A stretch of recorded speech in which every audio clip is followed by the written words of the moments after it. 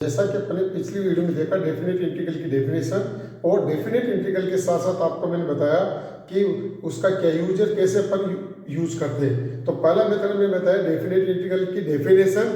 दूसरी क्या बात बताई बच्चों, दूसरी मैंने आपको बताई बच्चों कि डेफिनेट इंटीग्रल के डेफिनेशन क्या और उसके साथ साथ मेथड।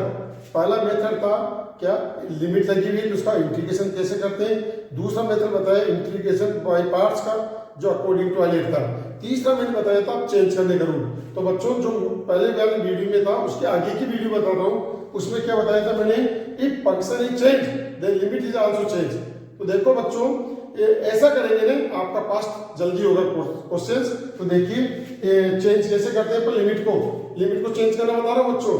0 से 1 x dx upon x square plus 1, क्या इसका डेरिवेटिव ये रहा 1 प्लस एक्स स्क्वायर बराबर टी, 1 का 0 x स्क्वायर का 2x dx बराबर dt, x dx बराबर 1 अपॉन 2 dt। तो देखो फंक्शन को चेंज कर रहा हूं मैं। आप चाहें तो ऐसा करें, ऐसा करने पर आपको क्वेश्चन में कभी कोई प्रॉब्लम नहीं होगी, सबसे इजी पड़ेगा आपके लिए।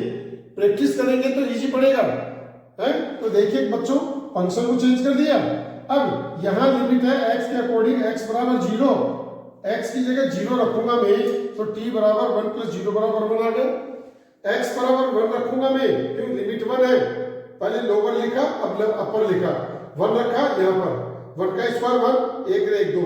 तो लिमिट कहां से कहां तक हो गई बच्चों, 1 से 2, 1 से 2 लिमिट लगा दी यहां पर।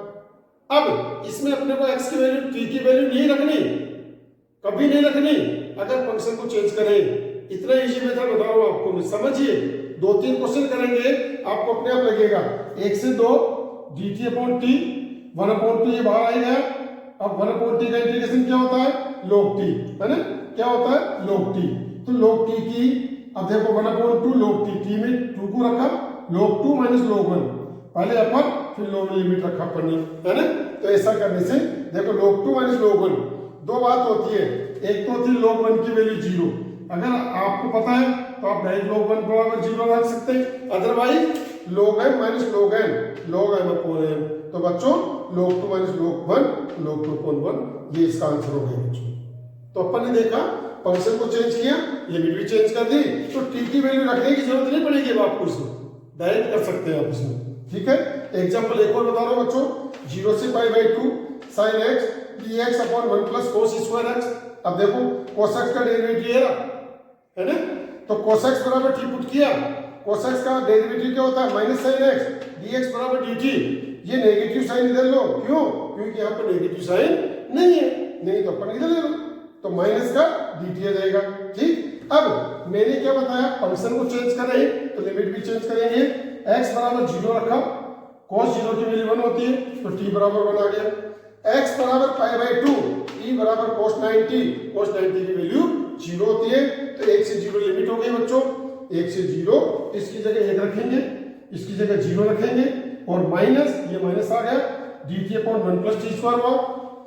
1 अपॉन 1 प्लस टी स्क्वायर का इंटीग्रेशन क्या होता है, माइनस tan इनवर्स t, क्या होती है, माइनस tan इनवर्स t।